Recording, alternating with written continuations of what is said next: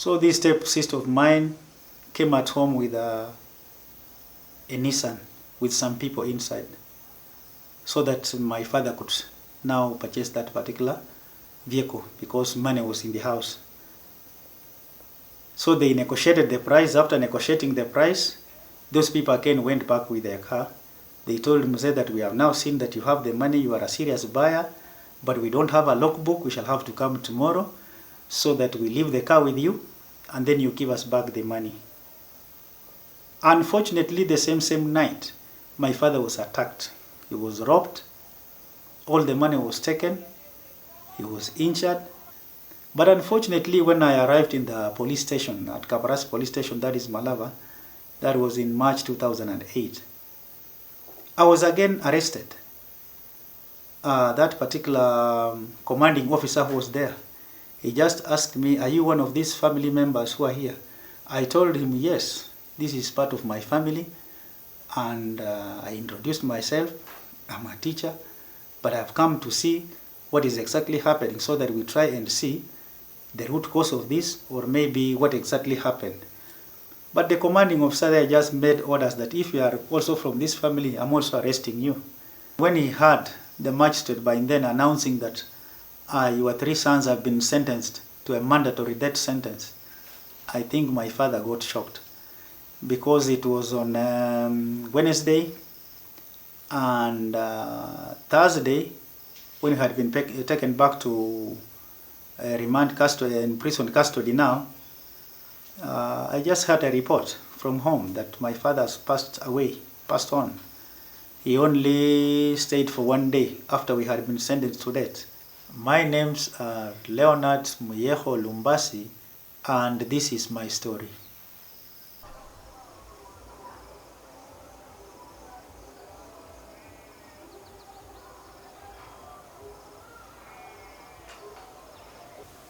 First of all, let's start by introduction.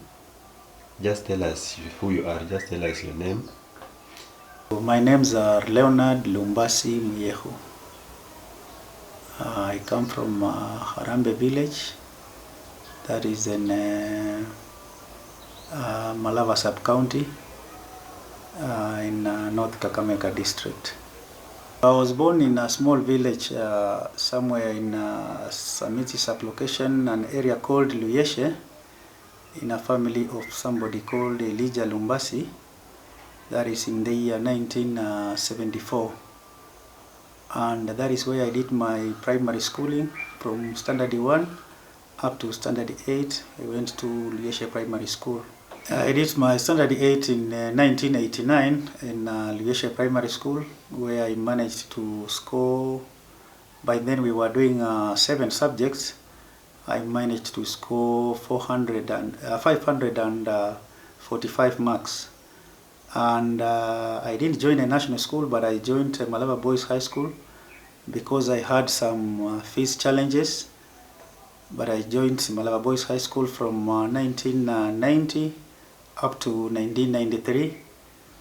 Again, where I managed to score a B-. And I joined Egerton University in 1995 up to 1999, when I graduated with a Bachelor of Degree in Educational Sciences. I was born at my uncle's place, and my father came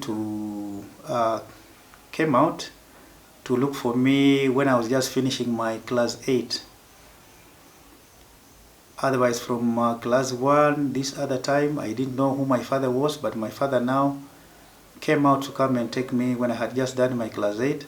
So when I was joining in Form 1 is when I joined now my parents at a village called Harambe village. That was in the year 1990-1991. So that is when I happened to know my father, but all this time I actually did not know exactly who my father was. Tell us about the reception in the new family. Initially, when I joined that family, people were happy. The welcome was just good. I didn't see any bad intention with those people. But now there came a problem when I just finished my Form 4, and it happened that I have passed, and there was no the other children in that family actually did not like education. Most of them were just dropouts, leaving classes at standard 4, standard 5, and it happened that me, as a son who was born out of wedlock, I've passed my fourth for exam, and maybe I'll be joining the university. I think the mood started changing just from there. So when my letter to join the university came, that is in 1995, my father really struggled. He took me to Egerton University, where I studied my first year. So he really tried. He paid for my school fees well. I managed to sit for all the exams and graduated in the year 1999, first degree. So after graduation, I think events started changing. My stepmother did not really feel good when she saw me wearing the graduation gown. She didn't really feel good because they had accompanied me up to the graduation grounds in Egerton. So from there, events started turning around. When I came home with a graduation gown, at least to celebrate with my family members, the rest of them who had not joined me at the graduation grounds, we did celebration well, but when the celebration ended, after 1 month, now I wanted to return my graduation gown back to the university because it is a government property and we were just hiring to use it for 1 month, and then we return it for other people to use. So when time for returning came, I could not trace my graduation gown. When I tried to ask family members where the gown is, nobody was willing to tell me where the gown is. I tried to persuade them, but nobody was giving me. So I decided to go and report the matter to Malaba police station, at least to seek government assistance. They heard me because they know the rules about the graduation gown. They accompanied me up to home. That stepmother was arrested. After she was arrested, it is when now she decided to give out the graduation gown back to me. So I just took it. I took it back to the college.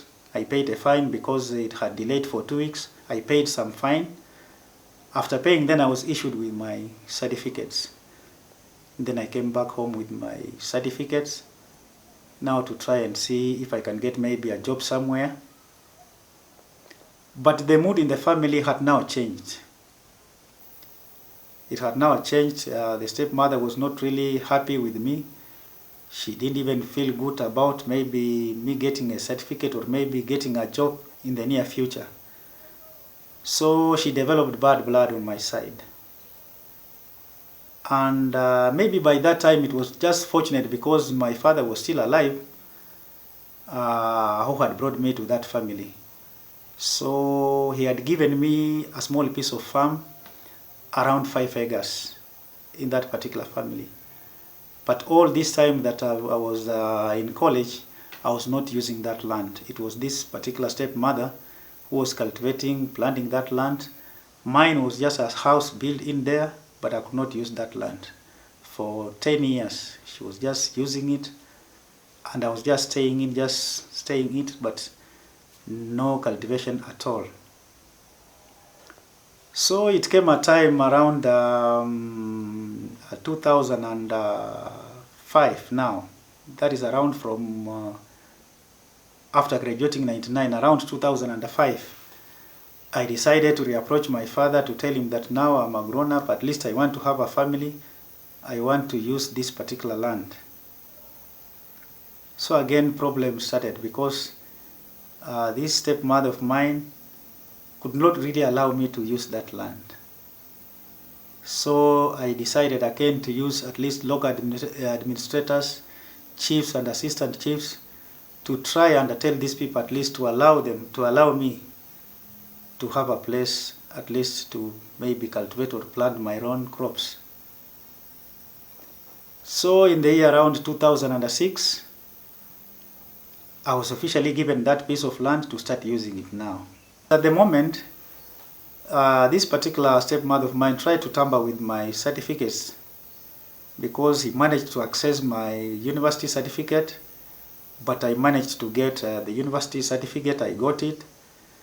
The only certificate that is still missing up to now is the Form 4 certificate, the original one. She hid it completely. Up to now, I've not gotten that certificate because I don't know where she took it. But the university certificate, I got it back. Now tell us about that time when Mzee was attacked. Yeah, it was in the year 2007, just approaching 2008. My father is a well-known farmer in that particular area. He normally plants sugarcane on a large scale. So there was a time, it was around 2008, it was March or February. He had harvested around 50 trailers of canes. And my father had a tendency of not keeping money in the bank.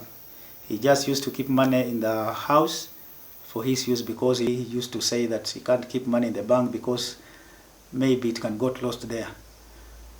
So he had harvested his canes, kept his money in the house just as usual.